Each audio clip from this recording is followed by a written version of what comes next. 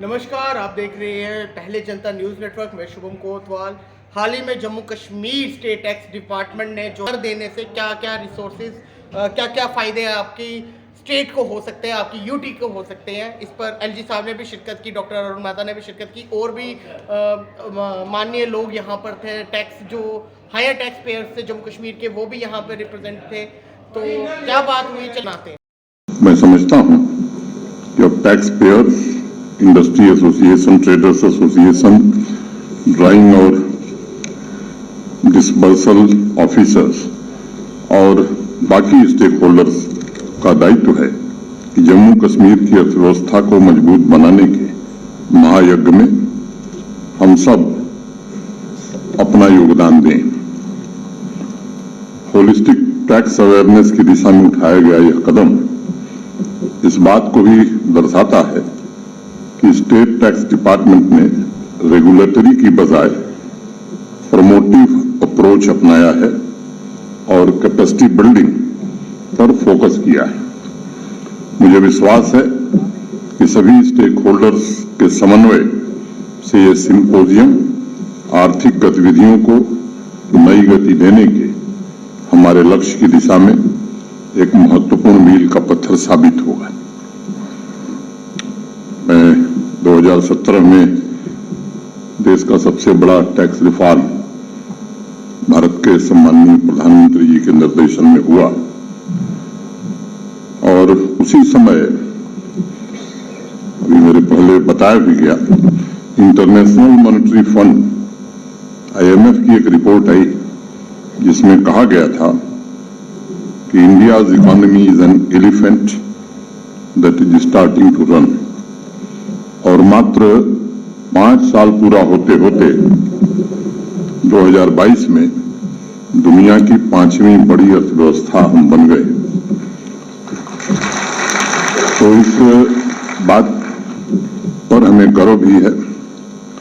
बचपन से हम सुनते आए थे कि किसी जमाने में भारत सोने की चिड़िया कहा जाता था। मुझे लगता है कि अब वो वक्त आ रहा है कि हम सोने की चिड़िया बनने की दिशा में अग्रसर हो रहे हैं। सबसे तेज गति से आगे बढ़ने वाली इकॉनमी हमारी है। मैन्युफैक्चरिंग हब का जो सपना देश के लोग देख रहे हैं वो हकीकत में तब्दील हो रहा है। एक बात महसूस की जाती है कि जब भी कोई नया कानून बनता है, जब भी कोई बदलाव आता है, तो उसे अस्थायित्व मिलने में थोड़ा समय लगता है। अनेक प्रकार के एप्रीहेंशंस होते हैं, लेकिन जीएसटी बहुत कम समय में वन नेशन वन टैक्स के संकल्प को मूर्त रूप दे सका, रिटर्न को सिंपल बनाया और सबसे बड़ी बात कि इनडायरेक्ट टैक्स कलेक्शन में जो लीकेज था लगभग उसे समाप्त कर दिया गया। मुझे ये कहते हुए गर्व महसूस हो रहा है कि राष्ट्र निर्माण के महायज्ञ में जीएसटी द्वारा सभी स्टेक होल्डर्स ने अपने दायित्वों का निर्वहन करके अभूतपूर्व योगदान दिया है और इस व्यवस्था ने सिर्फ अर्थव्यवस्था में आवश्यक परिवर्तन आया ऐसा नहीं है, बल्कि इस व्यवस्था को भ्रष्टाचार मुक्त बनाने की दिशा में भी हम काफी हद तक आगे बढ़े हैं। 3 वर्षों में मेहता जी बता रहे थे, जम्मू कश्मीर भी उस दिशा में आगे बढ़ने की कोशिश कर रहा है। ट्रांसफॉर्म, रिफॉर्म और परफॉर्म कोशिश की जा रही है और माननीय प्रधानमंत्री जी के विजन के मुताबिक जम्मू कश्मीर कैसे ट्रांसफॉर्म हो, इसकी हर कोशिश की जा रही है।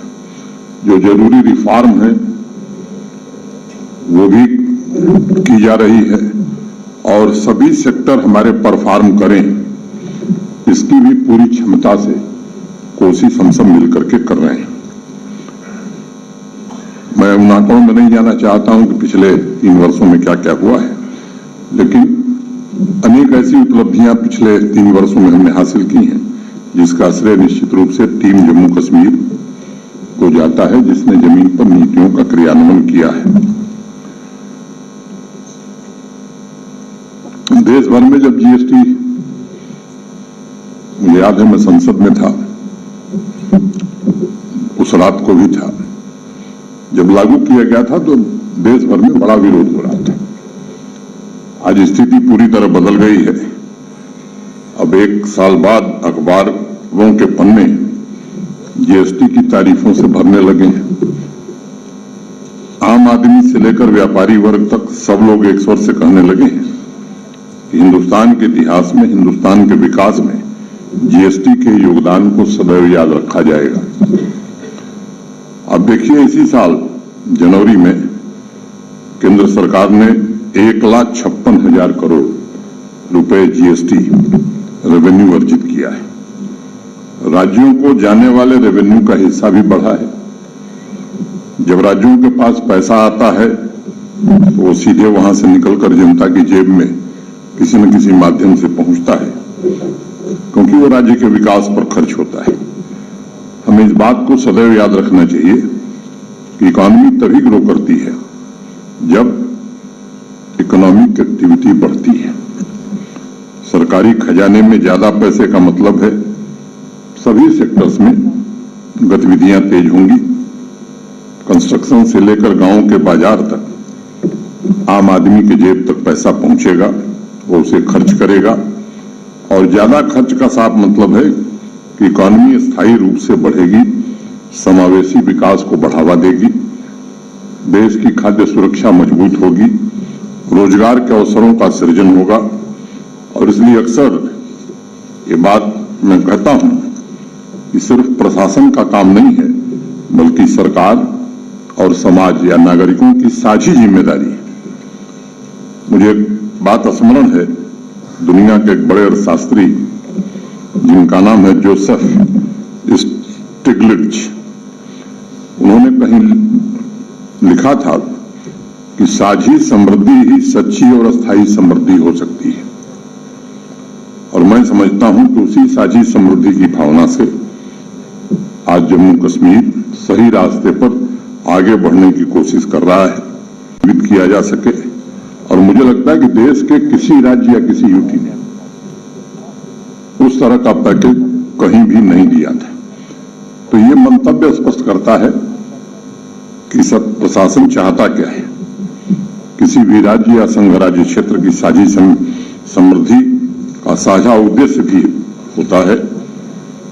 अब जम्मू कश्मीर अगर देश आत्मनिर्भर हो रहा है तो जम्मू कश्मीर को भी आत्मनिर्भर होना पड़ेगा, होना चाहिए। और हम कैसे विकसित राज्यों की श्रेणी में आवें, इस दिशा में हम सबको मिलकर के काम करने की आवश्यकता है। हमारे चीफ सेक्रेटरी ने कहा डीसी से कि भाई हम ये चाहते हैं कि जिसको सेल्फ एम्प्लॉयमेंट चाहिए हम सैचुरेट करना चाहते हैं।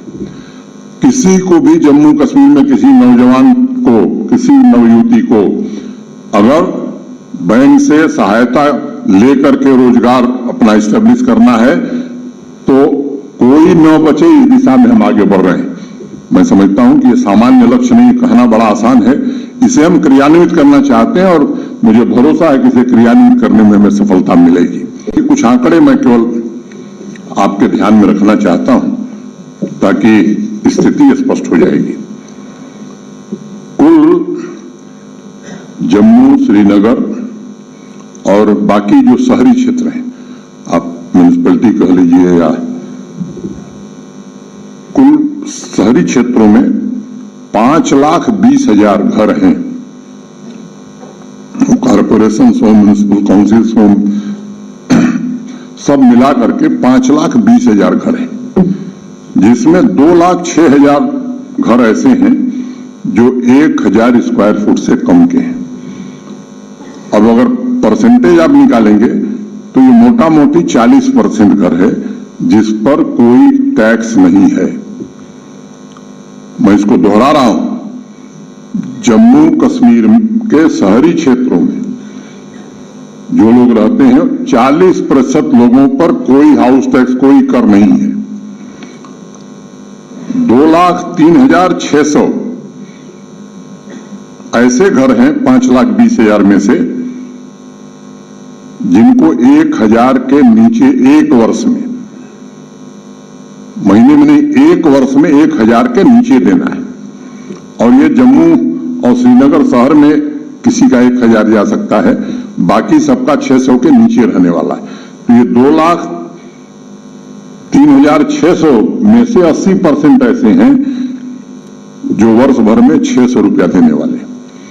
अगर मैं तुलना करता हूं, मैं दिल्ली, चंडीगढ़, मुंबई से नहीं करूंगा, मैं कर रहा हूं शिमला से, मैं कर रहा हूं अंबाला से, मैं कर रहा हूं देहरादून से। तो मित्रों, 1/10 ऑफ शिमला, देहरादून एंड अंबाला, 1/10 से भी कम है ये टैक्स। मैं शॉप्स की बात भी करना चाहूंगा। कुल 1,01,000 शॉप्स हैं शहरी क्षेत्रों में, जम्मू, श्रीनगर, बाकी वो उधमपुर कहिए, कठुआ कहिए, या किसी म्यूनिसिपैलिटी में कहिए, बारामूला कहिए, कहीं भी। इसमें 46,000 शॉप्स ऐसी हैं जिनको एक साल में 700 से कम रुपया टैक्स देना है। 46,000 माने मोटा मोटी 45% शॉप्स ऐसी हैं जिनको 50 रुपया महीना देना है।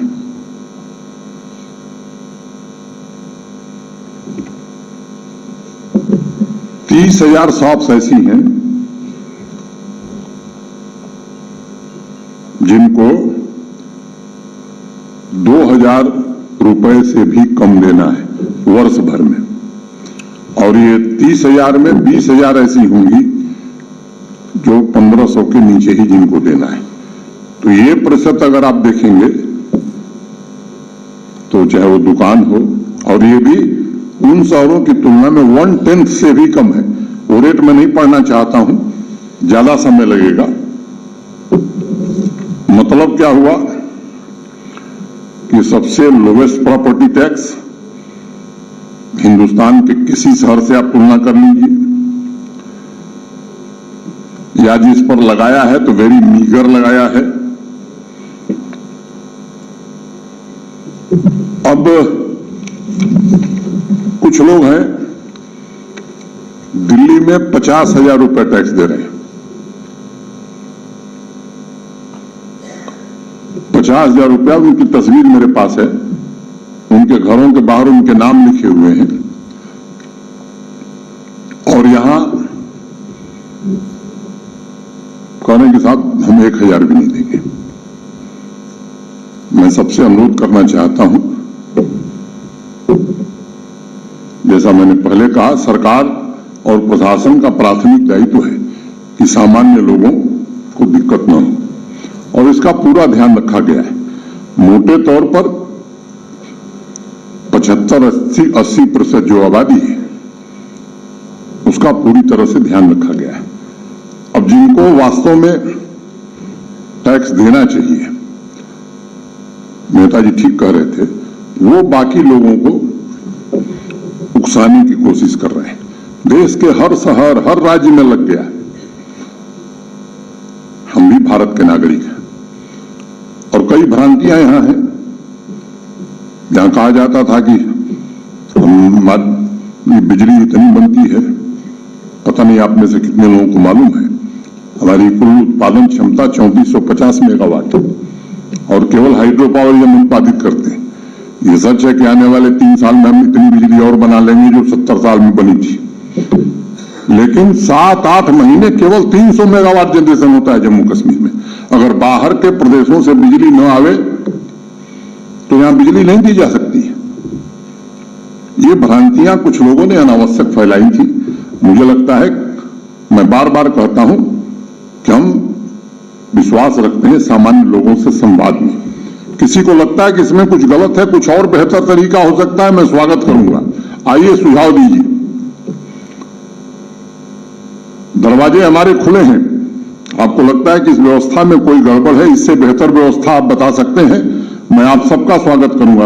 अनेक वरिष्ठ अधिवक्ता हैं, बिजनेस के लोग हैं, इंडस्ट्री के लोग हैं, चार्टर्ड अकाउंटेंट्स हैं, पत्रकार मित्र भी हैं। मैं सबको आमंत्रण देता हूं कि आप कृपा करके इसको एक बार देखिए।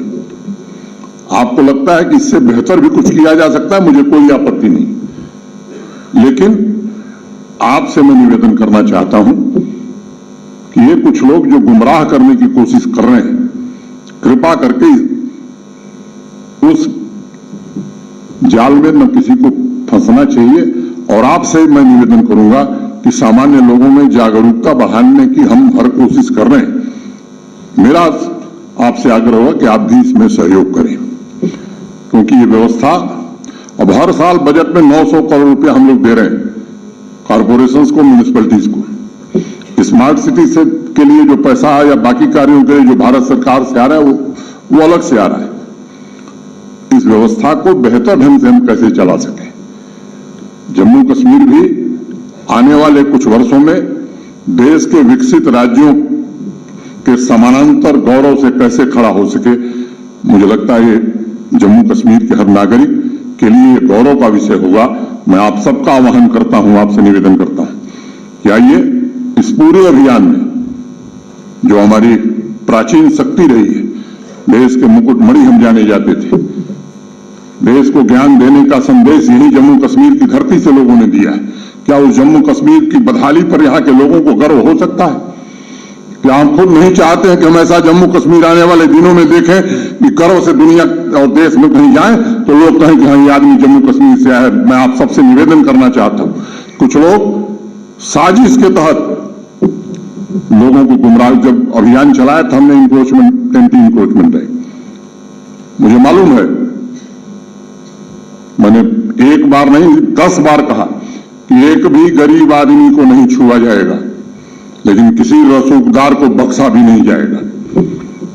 जिन लोगों ने पदों पर रहते हुए कानूनों का दुरुपयोग करके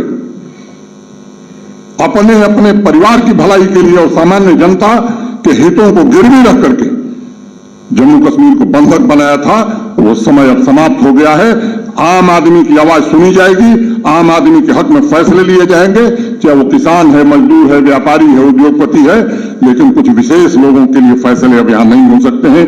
इतनी बात कहते मैं आप सबके प्रति हृदय से कृतज्ञता ज्ञापित करते हुए अपनी बात पूरी करता हूं। धन्यवाद। जय हिंद। तो आपने देखा कि एलजी महोदय ने जितने भी चार्टर्ड अकाउंटेंट ऑफ इंडिया यहाँ पर रिप्रेजेंट कर रहे थे, उनको भी बताया गया कि हमें किस तरह से इंफॉर्मेशन पास करनी चाहिए, हमें इंफॉर्मेशन इस तरह से पास नहीं करनी चाहिए जिससे क्योस मचे।